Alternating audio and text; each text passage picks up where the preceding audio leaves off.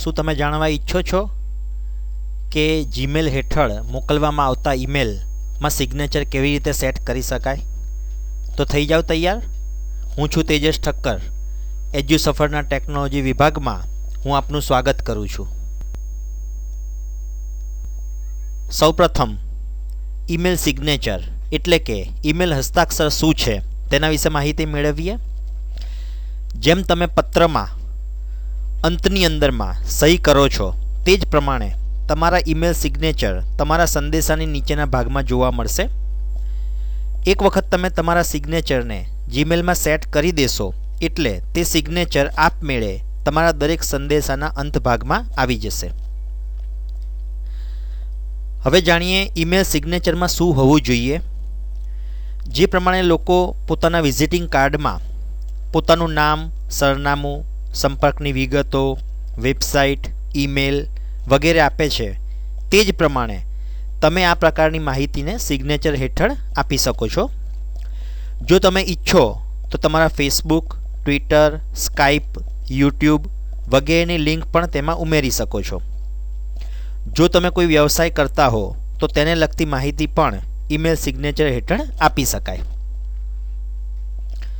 તો થઈ જાવ તૈયાર. જીમેલમાં સિગ્નેચર કેવી રીતે ઉમેરી શકાય તે જાણવા માટે. આ માટે સૌપ્રથમ www.gmail.com વેબસાઇટ પર જઈને તમારું યુઝરનેમ અને પાસવર્ડ દાખલ કરીને સાઇન ઇન ના બટન પર ક્લિક કરો. આ સાથે જ તમે તમારા ઈમેલ એકાઉન્ટ હેઠળ લોગિન થઈ જશો. ત્યારબાદ જમણી બાજુના ભાગમાં સેટિંગ્સ વિકલ્પ જોવા મળે છે, તેના પર ક્લિક કરો. તેમાં જુદા જુદા વિકલ્પ હેઠળ સેટિંગ્સના બટન પર ક્લિક કરો. આથી જે સ્ક્રીન જોવા મળે તેમાં નીચેના ભાગમાં સિગ્નેચરનું જે આ કોલમ જોવા મળે છે તેના પર આવો. પૂર્વ નિર્ધારિત રીતે તેમાં નો સિગ્નેચરનું રેડિયો બટન જે છે એ સિલેક્ટેડ થયેલું જોવા મળશે. આપે તેની નીચેના ભાગમાં અહીં ટિક માર્ક કરવાનું રહેશે. સિલેક્ટ કરતાની સાથે જ આ ભાગ જે છે એની અંદરમાં તમારે તમારી સિગ્નેચર જે છે એ તમારે એડ કરવાની છે. મેં મારી સિગ્નેચર આની પહેલાં જ વર્ડની અંદરમાં તૈયાર કરી દીધી છે. આપ જોઈ શકો છો મેં અહીંયા મારી સિગ્નેચર જે છે એ આ પ્રમાણે સેટ કરીને રાખેલી છે, જેમાં મેં with regards Tejas Thakkar, mobile number, residence address, school address અને આ પ્રમાણેનું એક મારું ટાઇટલ જે છે એ અહીં દર્શાવેલું છે. તો આ પ્રમાણેની માહિતી તમે તૈયાર કરી શકો છો. હું અહીંથી સૌપ્રથમ આ માહિતીને આ પ્રમાણે સિલેક્ટ કરું છું. ત્યારબાદ Ctrl+C કોપી કરવા માટે કરી અને ત્યારબાદ જીમેલમાં અહીં આવીને હું એને રાઈટ ક્લિક કરીને પેસ્ટ કરું છું.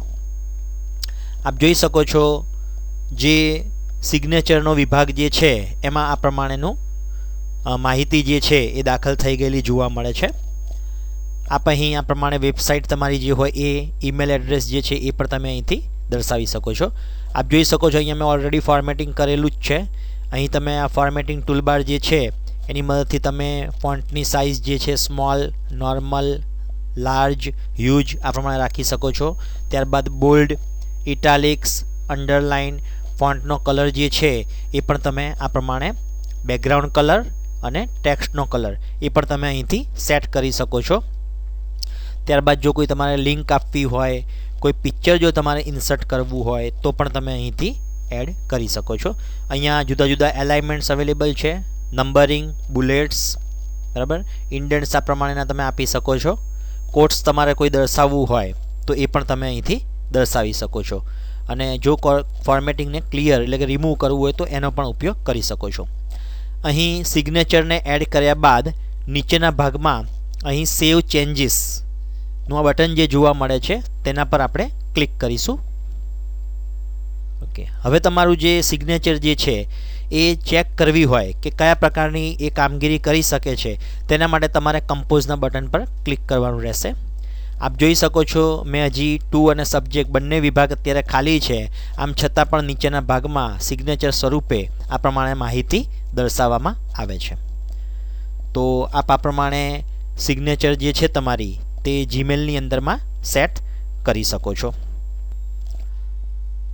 જો આપને મારો આ વિડીયો ગમ્યો હોય તો લાઇકનું બટન દબાવવાનું ભૂલશો નહીં અને વિડીયોને જરૂરથી શેર કરશો.